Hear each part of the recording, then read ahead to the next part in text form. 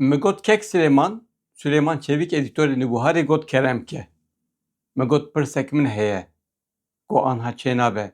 Migot çawa çênabe kek Süleyman taqet tiştek wisa nedikir. Go anha roja pirtûkan heye divê ez bilezgînî herim. Migot pirsa min ku here ji Abdullah bike. Migot Abdullahê çi kek Süleyman gelek Abdullah hene. Tu qala kîjan Abdullahê dikî? Got tu qazî serê me bixî belayê? Migot na. Got ez qala Abdullah keskîn dikim here pirsa xwe ji Abdullah keskîn bike. Ez li Abdullah keskîn geriyam. Migot pirsek min heye. Got ez ana nikarim bersiv bidim. Got xêr e.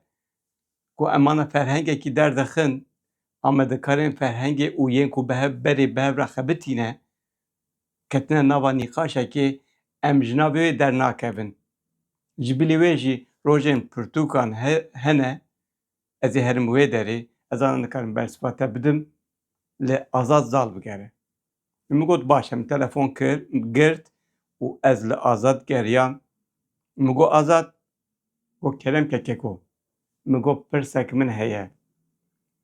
Got bibare ez ana nikarim bersiv bidim gelek nivîskarê me hene gerek ez amadehiyê bikim em çin rojên pirtûkan.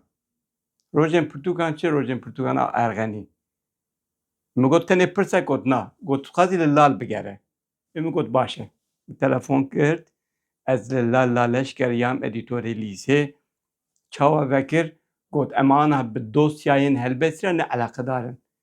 Min got Lal derdê min ne dosya ye. Ji xwe ne helbestvanim jî dosyayekî min wisa jî tune ye. Ev ji ku derket? Got çi zanim heme ew hat bîra min. Min got tamam. Mesele ne ew e bes pirsek min heye. Got qusûrê nenêre ez ana nikarim bersiv bidim ez ê herim rojên pirtûkan a Erxeniyê. Min got temam e. Min mêze kir ji weşanxaneyan û ji edîtorên weşanxaneyan xwediyên weşanxaneyan tu fêde tune ye wê nikaribin bersiva min bidin anha divan sê rojan de. Min got wê çaxê ji hevalên xwe yek ez bigerim belkî bersiva pirsa xwe bigirim.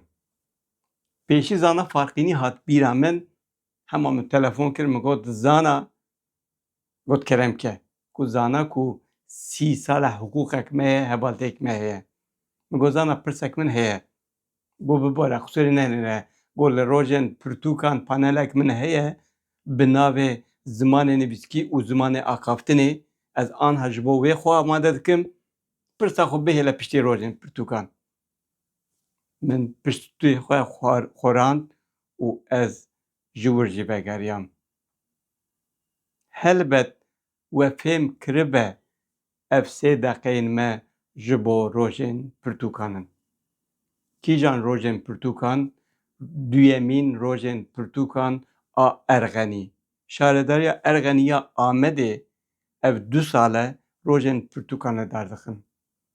Weşangerên me, nivîskarên me li dor 40 weşanxane li Erxeniyê pirtûkên xwe pêşkeş dikin, gotûbêjan li derdixin û îmze dikin pirtûkan.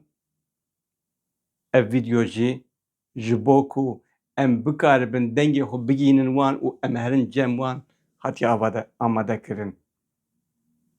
Em hêvî bikin wê 3 rojên xweşik derbas bikin.